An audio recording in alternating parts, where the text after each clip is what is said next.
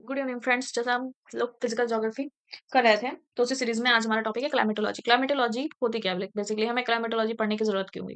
पहले तो ये देखते हैं कि हमें एटमॉस्फेयर या क्लाइमेटोलॉजी मतलब मौसम विज्ञान, जैसे कि हमें जिंदा रहने के लिए तीन चीजें चाहिए होती हैं। एक तो खाना, एक रहना और एक सांस लेना। तो जो ये तीनों चीजें हैं एक दूसरे से रिलेटेबल ही हैं। जैसे सांस लेना मतलब एयर। एयर कहाँ पे होती है? एटमॉस्फेयर में। ठीक है, तो इसलिए एटमॉस्फेयर में हमें एटमॉस्फेयर से क्लाइमेटोलॉजी, क्लाइमेट साथ ही साथ हमारे जो रहने की यानी एग्रीकल्चर वाली जो चीजें हैं वो किस पे डिपेंड होती हैं? एक उनका फैक्टर बारिश भी होती है, रेन भी होती है, इसलिए हमें क्लाइमेटोलॉजी पढ़ना होता है। और रहना यानी हैबिटाट, हमारा हैबिटाट भी इस पे निर्भर करता है कि क्लाइमेट कैसा है। अगर बहुत ही हार्श क्लाइमेट होगा तो we can't live in a harsh climate. So इसलिए भी क्लाइमेटोलॉजी पढ़ना जरूरी होता है। तो इस तरह से हमने ये देखा कि हमारा रिलेशन क्या है क्लाइमेट से। तो शुरू करते हैं क्लाइमेटोलॉजी। क्लाइमेटोलॉजी में पहले देखते हैं कि क्लाइमेटोलॉजी मतलब बेसिकली एटमॉस्फेयर। क्लाइमेटोलॉजी शुरू किससे होती है? एटमॉस्फेयर। एटमॉस्फेयर होता क्या है? जो हमारा लिथोस्फेयर है यानी जिस पे हम रहते हैं, ये हमारा लिथोस्फेयर। और इस इधर देखते हैं, ये हमारा लिथोस्फेयर है। और लिथोस्फेयर के ऊपर ये जितनी भी गैसेस का कंसंट्रेशन होता है, ये गैसेस के कंसंट्रेशन से एक इन्वायरमेंट फॉर्म होता है जिसको हम लोग एटमॉस्फेयर बोलते हैं। Atmosphere nothing, it is basically हमारे चारों तरफ जो गैसेस का आवरण होता है उसी को हम एटमॉस्फेयर कहते हैं। अब ये देखते हैं कि एटमॉस्फेयर में बेसिकली कौन सी गैसेस कितने परसेंट में होती हैं। जैसे सबसे ज्यादा परसेंट किसका है? सबसे ज्यादा परसेंट में कौन सी है? नाइट्रोजन है। नाइट्रोजन के बाद सेकंड नंबर पे है ऑक्सीजन। ऑक्सीजन के पास डिफरेंट डिफरेंट गैसेस हैं, जैसे मीथेन है और ओजोन है। अलग अलग गैसेस हैं जिनमें हम ये देख लेते हैं। सबसे पहले तो नाइट्रोजन। नाइट्रोजन का फॉर्म है 78%, उसके बाद ऑक्सीजन 21%, ऑर्गन 9.93, उसके बाद कार्बन डाइऑक्साइड, उसके बाद नियॉन, हीलियम, क्रिप्टन, जीनन और हाइड्रोजन।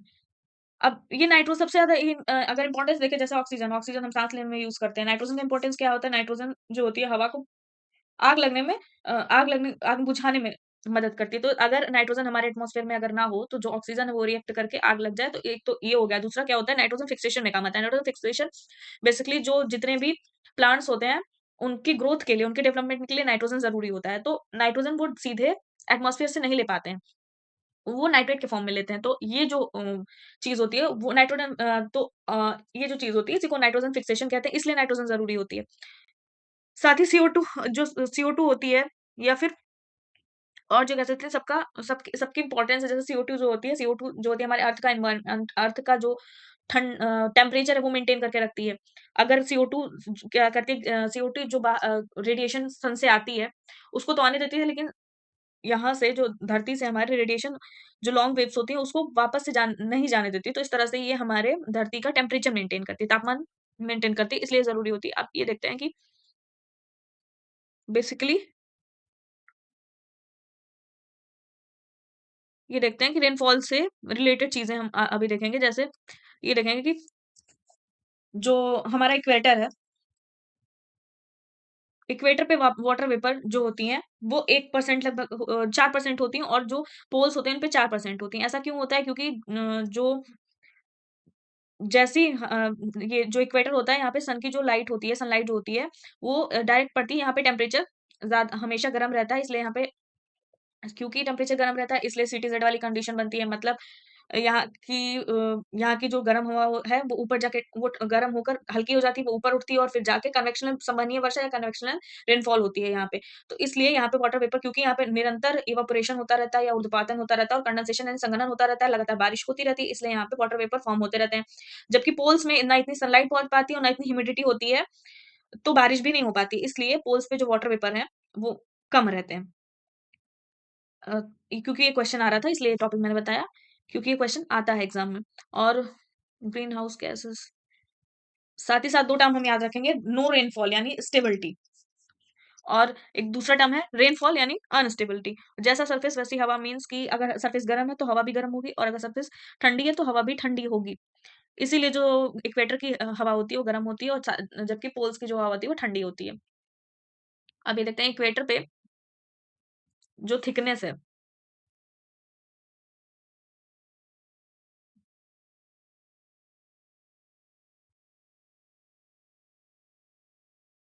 एटमॉस्फेयर पे इक्वेटर की जो थिकनेस है वो ज्यादा क्यों है और पोल्स पे थिकनेस कम क्यों है? क्योंकि एटमॉस्फेयर जो इक्वेटर है वहाँ पे टेम्परेचर या फिर इंसोलेशन ज़्यादा है, जिसकी वजह से वो इंसोलेशन ज़्यादा है तो वहाँ पे गैसेज़ जैसे ऊपर उठती हैं, हल्की होती है, ऊपर उठती है, साथ में कंडेंस होके नीचे आती है, इसलिए यहाँ पे गैसेज़ का जो कंडेंसेशन है, कंसंट्रेशन है, वो ज़्यादा है, इसलिए एटमॉस्फेयर थिक है इक्वेटर पे, जबकि पोल्स पे थिक नहीं है, क्योंकि एक तो वहाँ पे इतना टेम्परेचर नहीं है, इसलिए गैसेज़ गैसेज़ का कंडेंसेशन इतना ज़्यादा हो नहीं पाता। दूसरा ग्रेविटी जो है, वो इक्वेटर पे ग्रेविटी कम है, इसलिए थिकनेस ज़्यादा है, और जो पोल्स हैं, वहाँ पे ग्रेविटी कम है, इसलिए ग्रेविटी ज़्यादा है, इसलिए थिकनेस कम है। साथ ही साथ ये देखते हैं कि टेम्परेचर में कार्बन डाइऑक्साइड या फिर वाटर वेपर जो होता है, इनका रोल क्या है? जो टेम्परेचर होता है, वो वाटर वेपर या CO2 पे इस तरह से, जैसे ग्रीन हाउस, ये मेनली 2 ग्रीन हाउसेस गैसेस हैं, जो कार्बन डाइऑक्साइड होता है, वो यहाँ से सन की रेडिएशन जो धरती पे आती है, वो सन की रेडिएशन को आने तो देता है, लेकिन जाने नहीं देता। इस तरह से ग्रीन हाउस, अगर इसका कंसंट्रेशन ज़्यादा हो जाए, तो ये ग्रीन हाउस की तरह वो करेगा, बिहेव करेगा। जबकि वाटर वेपर जो है, वो इससे ज़्यादा डेंजरस वो ग्रीन हाउस गैस है, क्योंकि ये रेडिएशन को ना जाने देती है, ना ही वापस आने देती है, सन से रेडिएशन को आने भी नहीं देती है। इसीलिए ह्यूमिड फॉर्म में ह्यूमिड अगर एटमॉस्फेयर है, तो पॉल्यूशन ज़्यादा क्रिएट होता है।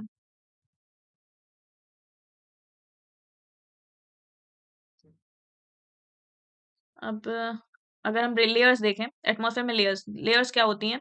सबसे पहले तो सबसे जो नीचे हमारी जो पृथ्वी के एकदम पास की लेयर होती है, वो कौन-सी होती है? ट्रोपोस्फियर या क्षोभमंडल। उसके बाद स्ट्रेटोस्फेयर में ही ओज़ोन लेयर होती है। स्ट्रेटोस्फेयर के बा या स्ट्रेटोस्फेयर को संताप मंडल भी कहते हैं। इसके बाद मध्यमंडल या मेसोस्फेयर, इसके बाद थर्मोस्फेयर या तापमंडल, इसके बाद एक्सोस्फेयर या वायुमंडल। अब इसकी जो स्पेशलिटी है, वो हम डिस्कस करते हैं।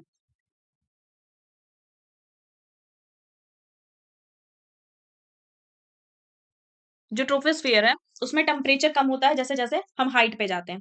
तो जो ये प्रोसेस है, उसको हम लोग क्या बोलते हैं? सामान्य ताप पतन दर। ऐसा क्यों होता है? क्योंकि जो धरती के पास होती है, वहाँ पे तो कार्बन डाइऑक्साइड का कंसंट्रेशन ज़्यादा होता है, लेकिन धरती के ऊपर जाते-जाते कंसंट्रेशन कम होता जाता है। तो क्योंकि ऊपर कंसंट्रेशन कम होता है, इसलिए ऊपर जाते-जाते जो टेम्परेचर होता है, वो डाउन होने लगता है। और जो धरती के पास वाला लेयर है, यानी जो निचला ट्रोपोस्फियर है, निचला क्षोभमंडल है, वहाँ पे कंसंट्रेशन कार्बन डाइऑक्साइड का ज़्यादा होता है, इसलिए यहाँ पे टेम्परेचर ज़्यादा होता है। इसी अवस्था को हम लोग क्या बोलते हैं? सामान्य ताप पतन दर। और इस तरह से ये पर किलोमीटर 6.5 डिग्री सेंटीग्रेड घटता रहता है। तो